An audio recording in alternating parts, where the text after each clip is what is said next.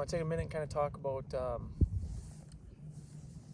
where I'm set up and why, and a few things not to do. A few mistakes this morning that could have landed us a couple fish, but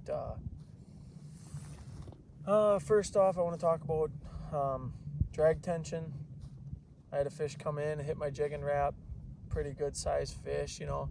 Set the hook and my drag was just a little bit too loose.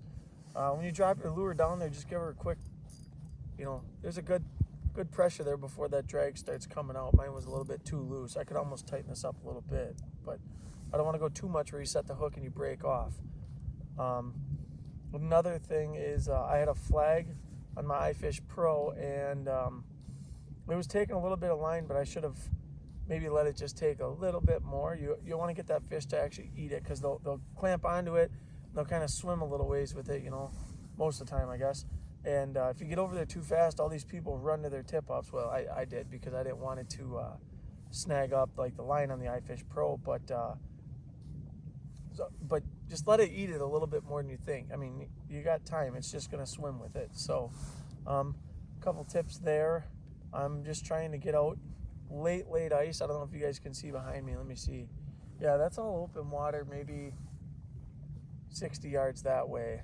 And as it comes down this way, it gets closer than that. But what I'm doing essentially is, it's mid-February, really warm winter, not a lot of ice.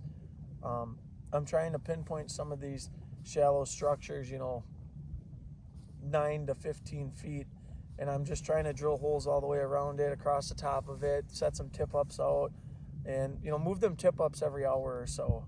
And, you know, jig a spot for 10 minutes or so, jump around to another hole. I like to go through and drill a bunch of holes and then just jump all over and kind of find where these fish are on this structure. What I'm hoping for is that these walleyes are coming in onto this structure, you know, edges of the bay, feeding on alewives and perch and whatever else they're putting a little feed bag on before they start moving into the rivers to put that spawn, you know, lay their spawn in the rivers. So with the warm water and whatnot, they're starting to make their move, and a lot of good spots, you know, to look for is that structure, or even some of them sand flats that these walleye go to for post-spawn feeding. They're going to be in the same spot, you know, for a pre-spawn as they are post-spawn. So a couple things to look for. You get on some of them flats and stuff, you want to make sure you stay mobile. I talked to my buddy about this the other day. You know, you don't go out in a boat and put your anchor down and fish that same spot all day long. You know, if you're not catching fish, or, you know, you're marking fish and they're not biting, move to a different spot. I drove over to the east side of the Greenbay here today. I got out here a little bit late, but, you know, big deal, whatever. I'm just out here to enjoy it. But what I'm going to do is I'm going to work my way all the way around that west side back to Menominee, where I live, and hopefully pinpoint some spots, you know, off Longtail and, you know, Gainos Beach, Pensaki, whatever. Anywhere where these walleye are post-spawn, pre-spawn feeding. And I'm just going to see if I can't get on them and pick a few walleye out all the way back to the Menominee Lighthouse. So that's the goal today. My jig and wrap's stickered.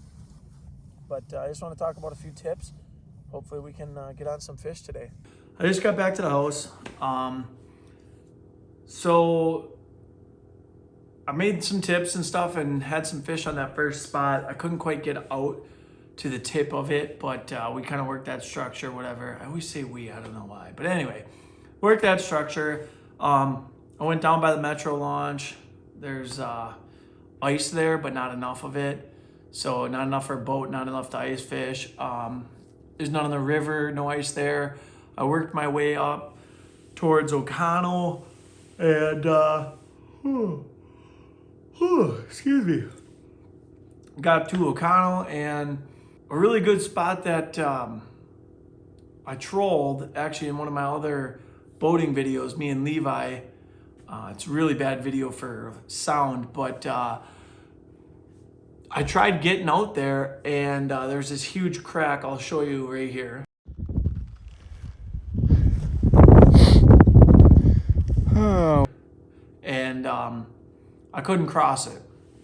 I couldn't cross that crack. So I couldn't get out to like where I wanted to, and even if I did cross that crack, I don't think there was enough ice out there to get to like where I was trolling in the past, a good enough feeding spot.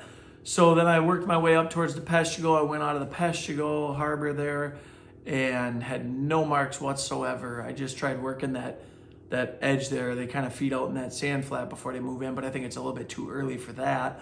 I came back home, went and got a haircut, and went out on the Menominee River, and I forgot my tripod in the truck. I don't know why, but my buddy caught 2 sturgeon back to back. Put a picture in there for you. That was pretty cool. I caught a few perch. I caught a bunch of walleye right around 14, 15 inches. And I did end up catching one walleye that was 19, 20. And my buddy ended up catching a keeper too, like 16 or something like that. So it's kind of picking up. The one walleye, I was kind of surprised. I threw it on the ice and there was like eggs squeezing out of it already, and they did not look ready to go at all, at least a month and a half out.